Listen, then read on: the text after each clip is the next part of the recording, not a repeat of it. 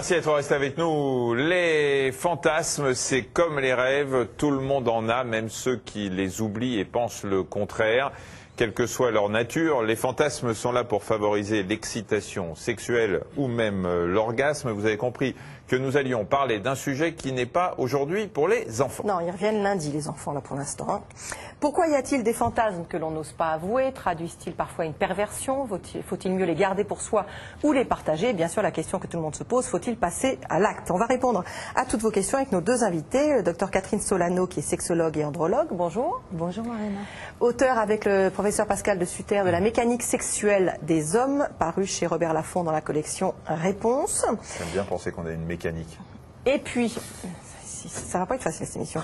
Et puis le docteur Sylvain Mimoun, gynécologue, andrologue et psychosomaticien. Bonjour. Bonjour Marina, bonjour Michel. Auteur avec Rika Etienne de ce livre Sexe et sentiments après 40 ans chez Albin Michel. Mais les fantasmes, c'est bien sûr à tous les âges. Exactement. Alors, on a tous besoin de fantasmer pour avoir une sexualité épanouie ou pas. A-t-on tous besoin de fantasmer? Je ne sais même pas qu'on a tous besoin de fantasmer, c'est qu'on fantasme tous. Même les personnes qui disent « moi j'ai pas de fantasme », très souvent c'est parce qu'en fait c'est des personnes qui ont des fantasmes assez soft, qui par exemple une femme ou un homme va imaginer ses prochains rapports sexuels avec son partenaire, c'est déjà des fantasmes d'anticipation.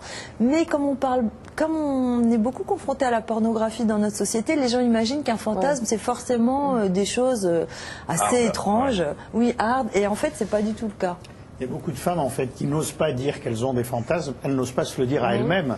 C'est pas convenable. Elles pensent que c'est pas convenable. Quand elles apprennent qu'un fantasme ce n'est jamais qu'une caresse de l'esprit, à ce moment-là, elles acceptent automatiquement beaucoup mieux les choses. Une mimounerie. Une caresse de l'esprit. Une caresse de l'esprit. Voilà. Est-ce que, on va continuer avec les questions des téléspectateurs. Oui, il y a quelques questions de Michel C. De Paris. C'est ça. Est-ce que les fantasmes ont évolué, vous qui voyez beaucoup de patients, d'abord, est-ce qu'on vous en parle, vous, en consultation, des fantasmes ou pas? Eh bien, pas tant que ça, moi, je trouve. Hein. Quand il y a des problèmes, ils en parlent. Ouais, voilà, les gens ont assez de difficultés à en parler, sauf quand les fantasmes leur posent des problèmes autrement. Et d'ailleurs, je dirais que c'est plus difficile de faire parler quelqu'un de ses fantasmes que de l'examiner, de le déshabiller. Enfin, c'est plus difficile de se déshabiller psychologiquement, ouais, que physiquement. Là où ça pose un problème, c'est quand les deux ne sont pas d'accord. S'il y en a un qui a des fantasmes et l'autre... Ça, c'est quand vous parlez des thérapies de couple, là. Oui, ou même, enfin, même quand vous recevez les couples. Même quand on ne les voit pas en couple. La personne peut venir seule et dit ma partenaire ou mon partenaire ne supporte pas mes fantasmes.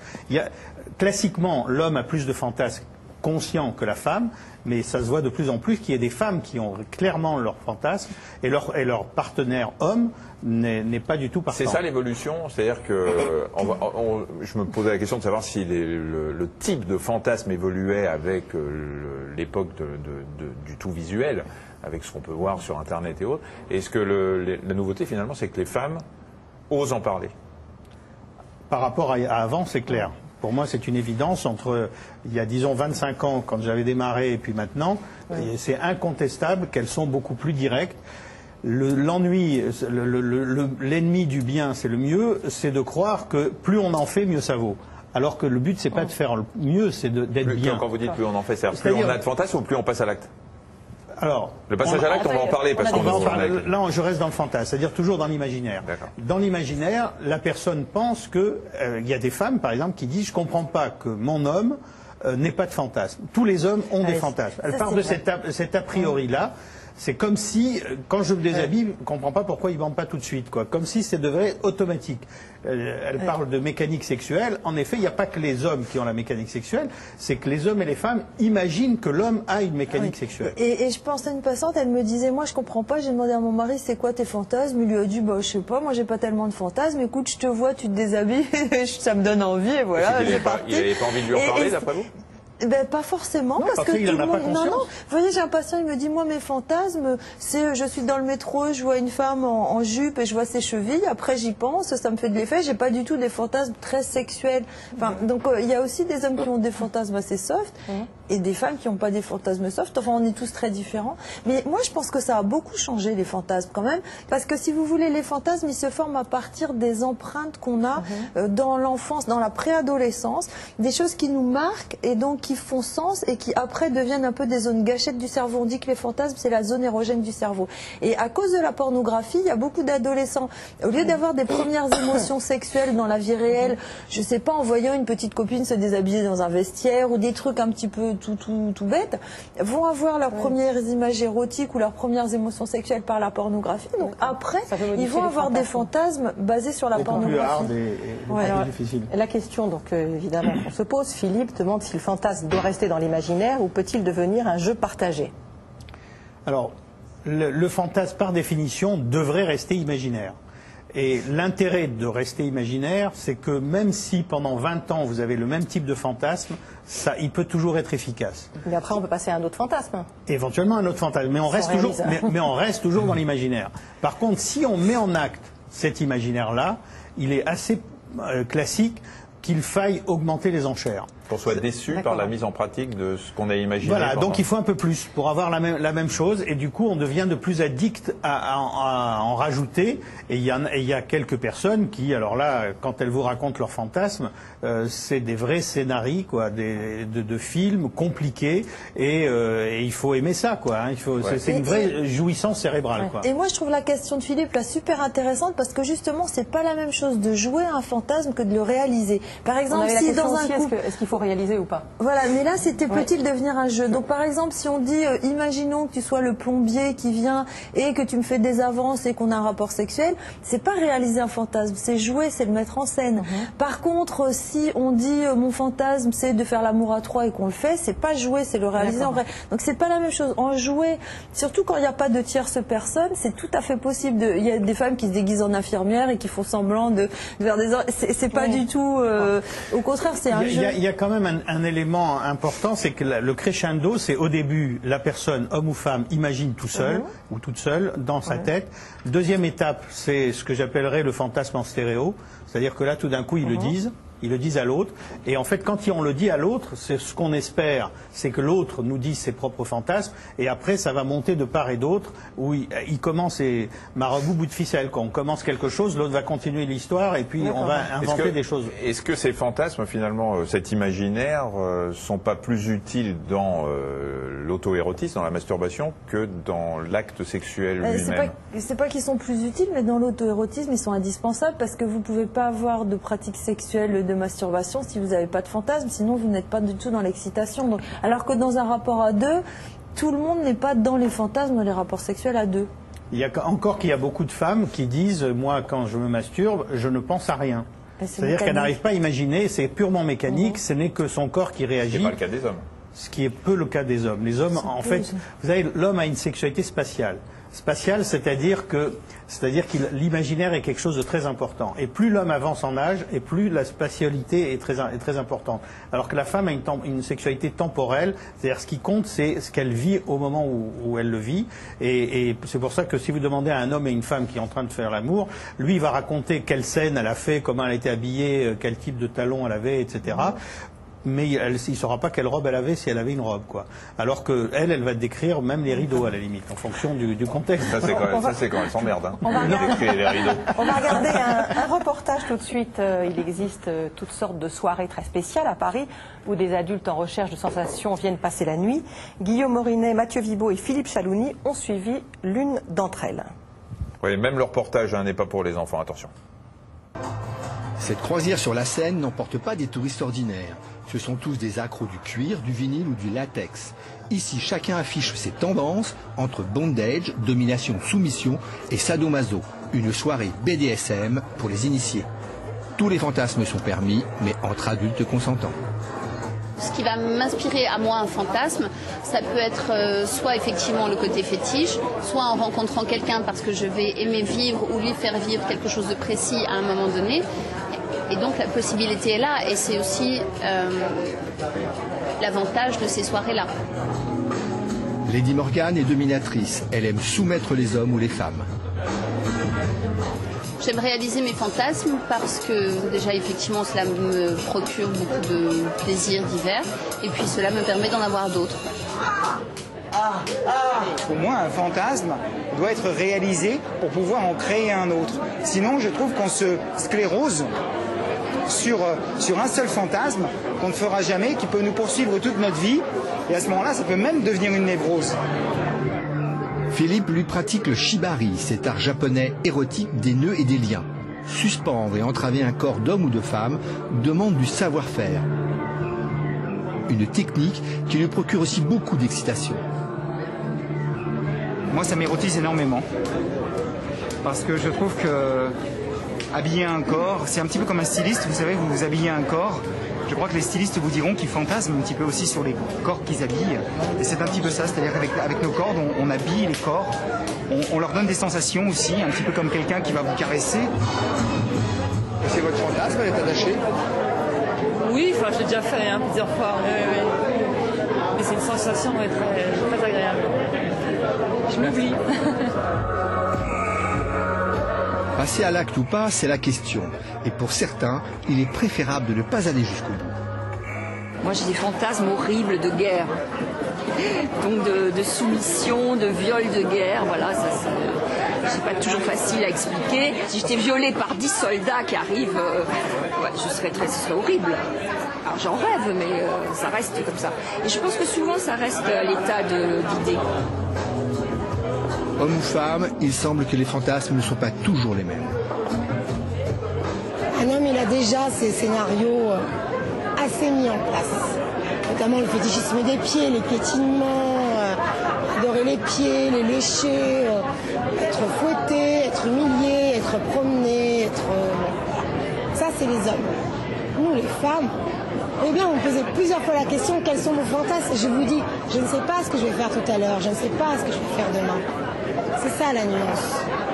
La croisière va continuer toute la nuit, avec au programme faire le plus de rencontres possible. Et à la clé, bien sûr, l'espoir de réaliser certains de ses fantasmes. C'est la croisière s'amuse, nouvelle formule. Mais on en parlait pendant le reportage, c'est effectivement assez étonnant. On demandait s'il fallait réaliser ou pas les fantasmes, et que non seulement ils les réalisent, mais qu'en plus, ils acceptent d'en parler comme ça face à la caméra. C'est vrai que l'avènement, disons, des boîtes échangistes et de toutes ces soirées-là a banalisé de plus en plus. Finalement, il n'y a pas si longtemps, tout ceci était considéré comme de la perversion. Et maintenant, c'est devenu dans une sorte de droite ligne entre ce qui est normal et ce qui est pervers, libertin, etc. Et la vraie différence, en fait, entre ces deux choses-là, c'est que le pervers sexuel, c'est quelqu'un qui ne peut fonctionner que comme ça.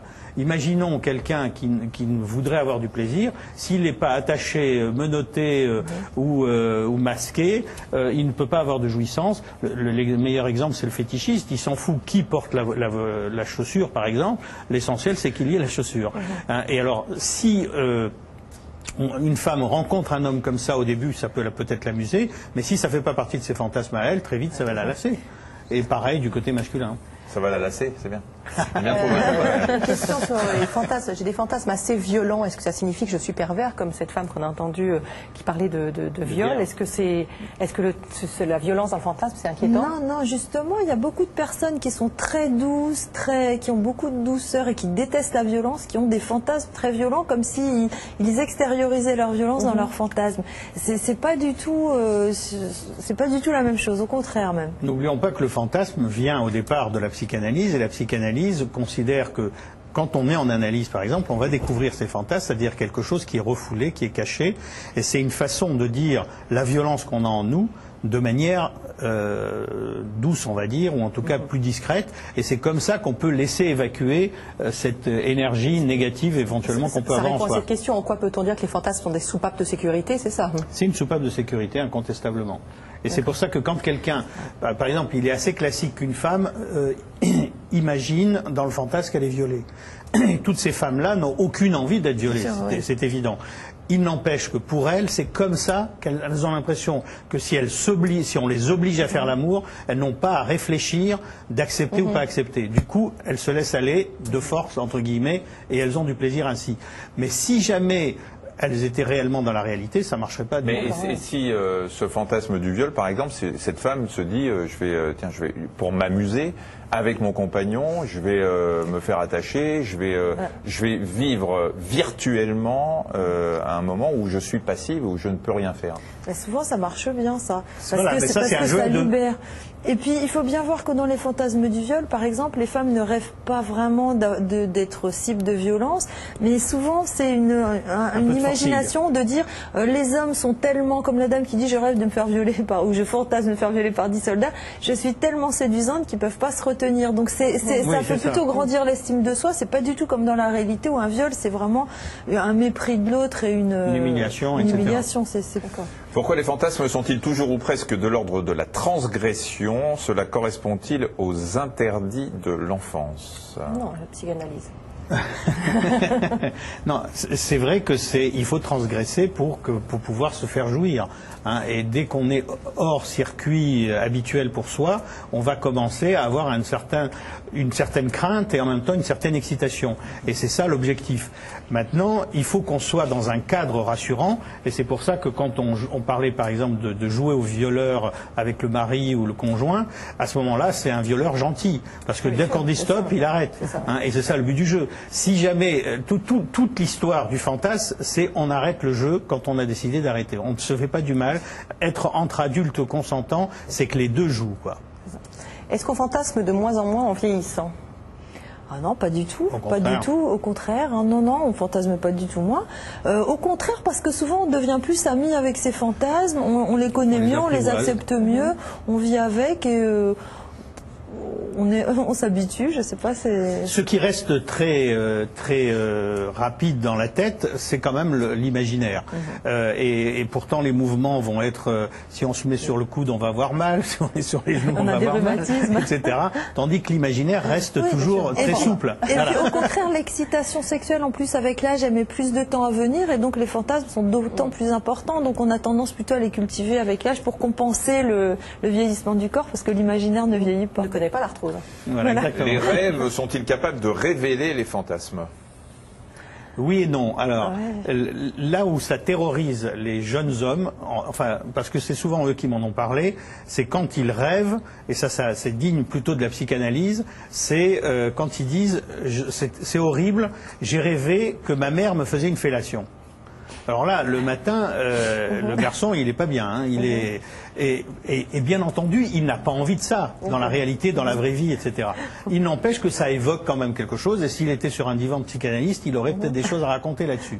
Il n'empêche que par le biais de ce rêve-là, s'il dédramatise les choses, il va commencer à accepter, je pense au garçon qui me racontait ça, qui lui refusait l'idée de la fellation, parce qu'il trouvait que c'était pas bien, parce qu'il avait entendu des filles dire « les hommes, ils n'aiment que la fellation », et lui, il dit « je veux pas être comme les autres hommes, donc je ne veux pas de fellation ».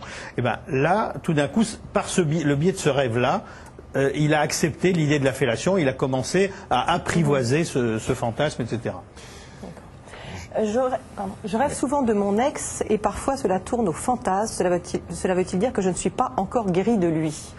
Ah, quelque part, oui, hein, parce que souvent, si vous voulez, quand une histoire, on ne sent pas qu'elle est terminée, elle reste active en nous. Donc, dans ces cas-là, moi, ça arrive c'est un cas malheureusement très fréquent que les gens soient gênés par des anciennes histoires. Donc, on leur demande c'est souvent le cas de gens qui disent, je ne sais pas pourquoi il m'a quitté ou elle m'a quitté, j'ai pas compris, je me demande toujours est-ce que j'ai fait quelque chose.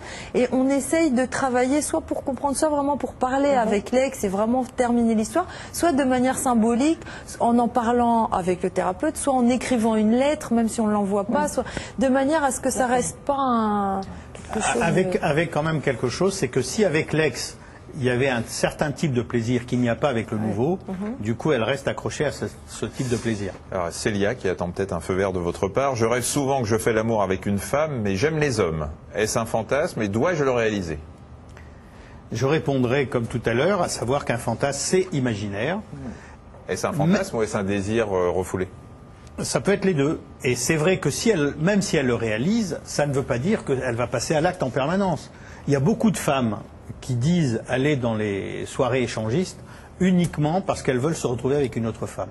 Parce que dans la vraie vie, elles ne voudraient pas être en relation, et dans ces soirées-là, elles s'autorisent, c'est anonyme, voilà, et c'est ponctuel, etc.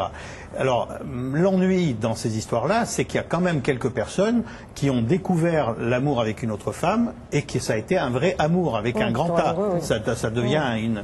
Et l'homme qui a été l'instigateur au départ, il se trouve pompon, quoi, comme on... c'est ça, l'ennui, c'est parce que vous placez du côté de l'homme, en fait. Non, pas du tout. C'est qu'au départ, il croit que ça va être son fantasme. Il est le seul homme avec 2 femmes et il croit que les 2 femmes vont s'occuper de lui. Or, parfois, elles s'occupent que d'elle. Il est spectateur. Et moi, je voudrais rajouter quelque chose. Je trouve que réaliser ces fantasmes, c'est tout à fait possible quand c'est des choses, par exemple, quelqu'un qui dit mon fantasme, c'est de faire l'amour sur la plage ou des choses comme ça. Mais la limite à ne pas dépasser, à mon avis personnel, c'est quand il y a d'autres personnes qui rentrent en jeu. Parce que quelqu'un qui dit mon fantasme, c'est faire l'amour à 3 ou 4, là, ça veut dire que vous allez utiliser des personnes comme des objets et c'est pas une relation. Et du coup, c'est la porte ouverte déjà à des catastrophes que nous, on récupère après, des gens qui sont complètement bloqués ou des couples qui explosent, aussi à faire du mal à certaines personnes et puis à avoir une escalade. Parce que la sexualité, quand il n'y a pas de sentiment, d'amour, c'est la porte ouverte à l'escalade. Donc il faut beaucoup se méfier. Autant quand c'est en couple, dans des circonstances... où c'est un jeu, ça va, autant quand c'est autre chose, là, il faut se méfier. Sur la plage, il faut faire gaffe au sable, quand même. Vous avez déjà été le fantasme de vos patients? Puis-je répondre? Rapidement. Non, il y a des personnes qui m'ont dit oui, qui m'ont dit ça, et je leur dis c'est un fantasme. Et le fantasme doit rester dans l'imaginaire. Exactement. C'est Robert qui vous l'a dit. Non, Robert il me l'a jamais dit. Mais et vous, voilà. Dr Solano? Eh bien, une fois, j'ai un patient qui m'a dit, écoutez, je fantasme sur vous, est-ce que ça vous dérange? Je lui ai dit, bah écoutez, vous fantasmez comme vous voulez, mais moi, c'est que des fantasmes. Mais dorénavant, vous irez voir le docteur Mimoun. Merci à tous les deux. Alors, on ne va pas s'arrêter là. D'abord, notre partenaire cette semaine, Télé 7 jours, qui consacre un dossier à vos fantasmes avec une interview justement du docteur Mimoun qui vous expliquera comment les interpréter. Donc Télé 7 jours cette semaine et puis un chat à partir de maintenant pendant 1 heure. Nos 2 invités, plus Hélène Jacquemin, que vous connaissez, qui vient régulièrement nous parler sexo également, sont à votre disposition. Pour ça, vous allez sur france5.fr, vous cliquez sur Magazine de la Santé ou Allo Docteur, et pendant 1 heure, vous posez toutes les questions sur ce chat. Je vous rappelle les livres de nos invités, Dr Catherine Solano et Professeur Pascal de Sutter, La mécanique sexuelle des hommes, c'est paru chez Robert Laffont. Alors, venez, je vais voir si je suis une mécanique. Voilà, et Dr Mimoun avec Rika Etienne, Sexe et sentiments après 40 ans, c'est paru chez Albin Michel. Voilà. Parce que je viens d'avoir 40 ans aussi. Voilà, tout ça est parfait. On va répondre non, pas du tout. On va dire que lundi dans Allo Docteur, on répondra à vos questions sur les rougeurs, la coupe rose et la rosacée. Mardi, on peut avoir mardi aussi, mardi, le cancer du pancréas. Mercredi, on répondra à vos questions sur les accidents domestiques. Jeudi, ce sera, j'attends parce que ça s'affiche, donc je ne peux pas savoir avant de vous le dire. C'est tout. Il n'y aura pas d'émission. Si, il y aura une émission, mais en revanche, vous, la semaine prochaine, vous n'êtes pas là. Je ne suis pas là. Toute la semaine, je ne suis pas là. Il y aura Benoît, avec Benoît, ne vous inquiétez pas, ça va être formidable. Place. Les sujets me plaisent, me disent moi. Là, ça m'aurait gêné de rater les fantasmes. Mais par esprit professionnel. Bien sûr, mais il est que professionnel. Voilà. Franchement. Allez, passez une bonne semaine et je vous retrouve bientôt. Et là, il y aura Benoît et Marina. Vous inquiétez pas. Au revoir.